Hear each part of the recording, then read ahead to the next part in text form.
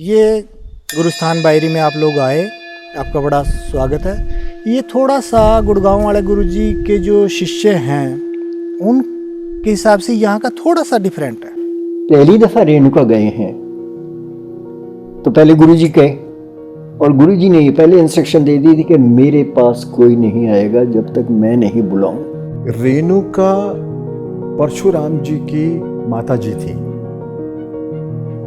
और उस एरिया में परशुराम जी का टोटल डोमेन है, तो कोई स्पिरिचुअल पावर उस एरिया में एंटर नहीं कर सकती। किसी भी शिष्य को वहां जाने की इजाजत नहीं थी जब तक गुरुजी और परशुराम जी का आपस में अच्छा रिश्ता कायम नहीं हो गया। भगवान परशुराम ये जितनी धरती है, तीर्थ है, जितनी भी यहाँ की वो है, ये भगवान परशुराम जी की धरती है। भगवान परशुराम जी भगवान विष्णु के छठे अवतार हैं। तो वो परशुराम जी की वहाँ पूजा होती है, तो गुरुजी चले गए यहाँ से।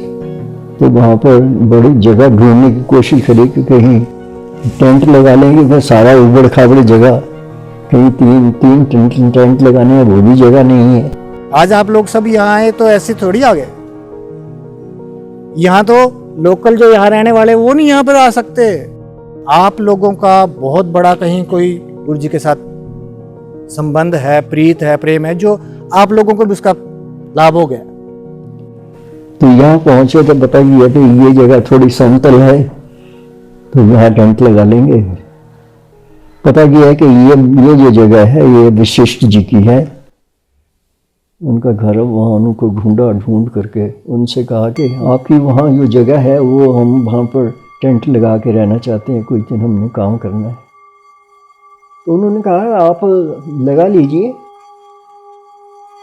लेकिन मुझे नहीं लगता कि आप वहाँ रह पाओगे। सोमवार आया तो उधर भी मत्था टेकने गए वशिष्ठ जी, तो वहाँ देखा कि वो जो ऐसे ही पेड़ सूखे पड़े थे ना, वो भी हरे हो गए। तो गुरुजी भी वहीं बैठे थे, उन्होंने बोला आओ वशिष्ठ जी चाय पीते हैं। उनके साथ बैठे तो वो जागृत हो गया, जो पिछला जन्म का सिस्टम था। तो उससे गुरुजी के ऊपर बोझ ये पड़ा कि यार इस बंदे को मैंने कहीं देखा हुआ है। जब वो ज़्यादा ही हो गए तो गुरुजी ने बोला कि चलो मैं बताता हूँ कहाँ। जब आप पहले देवी देवताओं के दर्शन करते थे और लास्ट में फिर एक मॉडर्न किस्म का आदमी आ जाता था, ऐसे बैठा रहता था, तो फिर वो सारा सिस्टम यानी एकदम उनके दिमाग में रिवाज हो गए। तो पीछे तक की सारी जन्म की बातें सारी याद आ गई और उनके मन से ही गुरुजी ऐसा। Gurudev forms an alliance that leads to the opening of a sthan through Sri Chandramani Vashisht in 1980.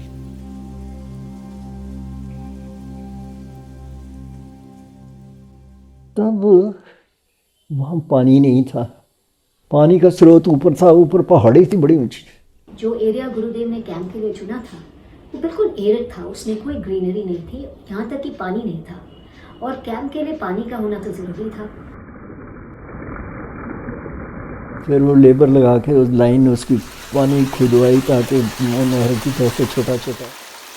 गुरुदेव ने एक बारी बिट्टू जी जो उनके साथ गए थे और एक लेबरों को बुलाया और कहा कि मैं पहाड़ी के उस ओर तक जाऊंगा और वहाँ से जैसे मैं चलना शुरू करूँ मेरे पीछे एक लाइन ड्रॉ करते रहना, और जैसे वो लाइन ड्रॉ होती रहेगी उसमें खोदते रहना। जैसे ये खुदाई हुई वहाँ से पानी आना शुरू हो गया और वो पानी वहाँ तक रहा जितनी देर कैंप रहा था गुरुदेव का। जब गुरुजी पहली बार गए तो उनका सामना हुआ परशुराम जी की, और परशुराम जी अब गुरुजी से बातचीत करने के बाद, उनकी स्पिरिचुअल पावर्स ऑब्जर्व करने के बाद आपस में एक तरह का जहाँ वो अपने आप को पूरा डोमेन समझते थे उस एरिया को, वहाँ उन्होंने गुरुजी को रहने की, ठहरने की इजाज़त दे दी। कितने हजार साल से धरती बनी हुई है,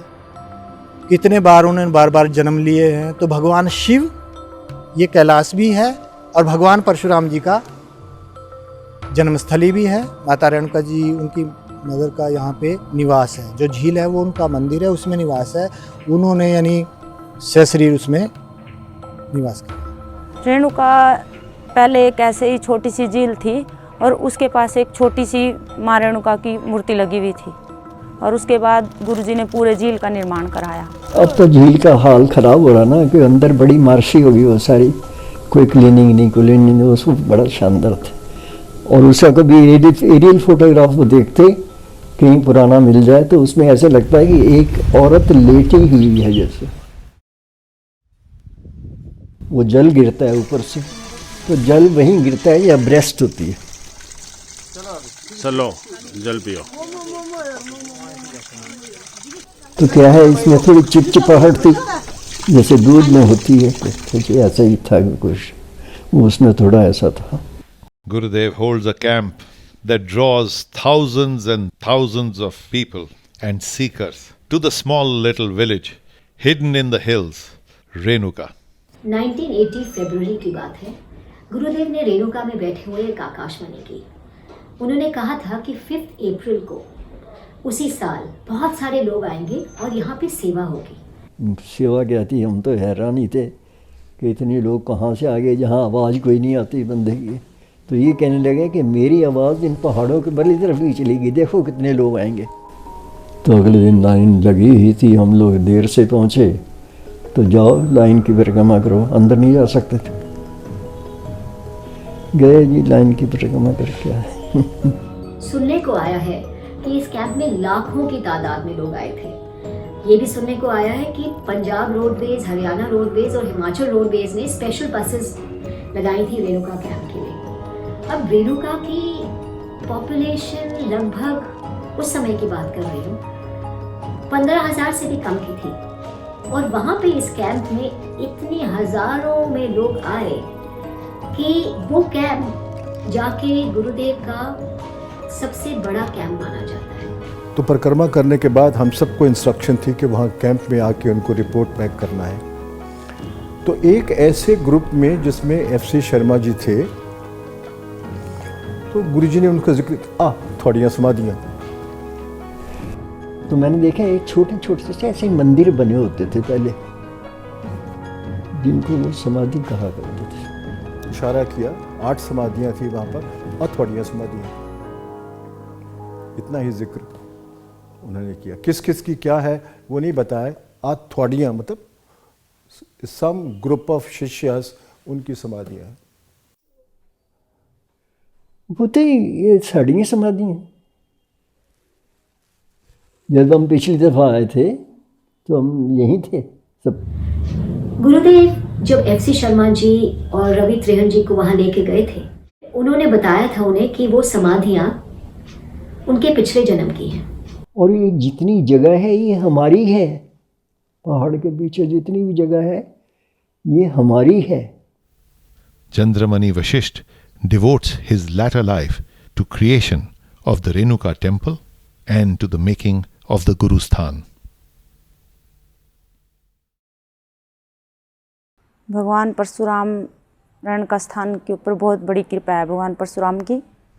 हमने जब से ये काम स्थान में काम शुरू किया उस दिन से ही आया और जब तक लास्ट काम रहा तब तक वो वगैरह वहीं पे रहा और पूरा स्थान खुला था। उसने किसी को कुछ नहीं बोला, वो रखवाड़ी के लिए वहीं बैठा रहता था। जैसे हम वहाँ पे बैठे होते थे और कार्य चलता होता था तो भगवान परशुराम आते थे और अपने मंदिर में मत्था टेकने के बाद मजदूरों को बोल के काम कराते थे। तो जैसे कहीं से कुछ गलत हो जाता था तो वो मिस्त्री को बोल के ठीक कराते थे। अगर मिस्त्री ठीक नहीं करता था उसको वहीं से हाथ हिला के गिरा देते थे।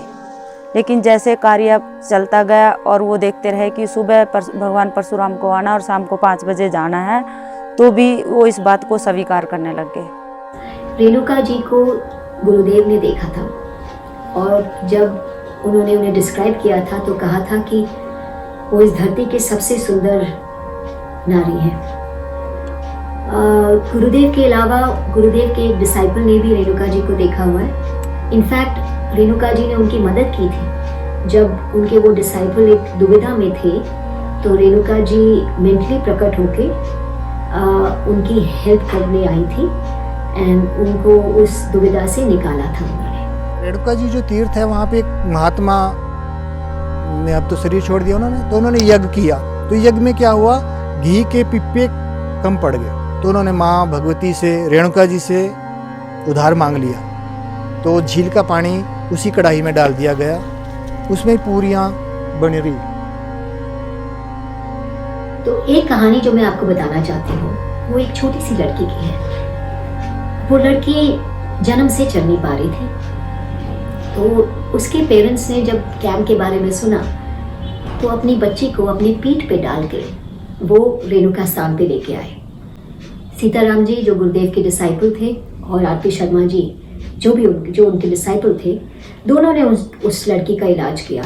एक उनके पैरों पे खड़ा हो गया लड़की के, और दूसरे ने उसके हाथ पकड़ के लड़की के उसको उठाया और स्ट्रेच किया। जैसे ये हुआ वो लड़की खड़ी हो गई और वो चलने लग गई। सारे वहां पर देख के आश्चर्यजनक हो गए थे कि ये हुआ कैसे। The Shivling in Renuka is an attraction to devotees of Gurudev as it keeps reflecting graphics of Om, of several Oms, enthralling the visitors. Renuka में आप देखेंगे कि अक्सर पत्थरों पे भी ओम दिखता है, और जो स्थान है वहाँ के हर शिवलिंग में आपको एक नहीं काफ़ी ओम दिखेंगे। स्पेशली जब आप पानी डालते हैं तब तो और भी दिखते हैं। रेणुका के शिवलिंग में कई लोग एक आदमी की इमेज देखते हैं, और बहुत सारे लोगों को वो इमेज गुरुदेव की लगी है। और शिवलिंग में दर्शन देने का उनका उद्देश्य क्या है? वो तो कहीं भी दे सकते हैं, अभी भी सहशरीर आपके सामने गुरुजी प्रकट हो सकते हैं।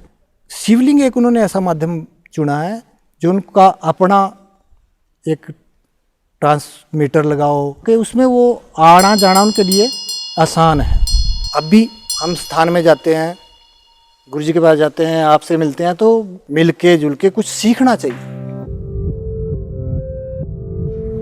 रेणुका बहुत ही स्पिरिचुअली चार्ज जगह है।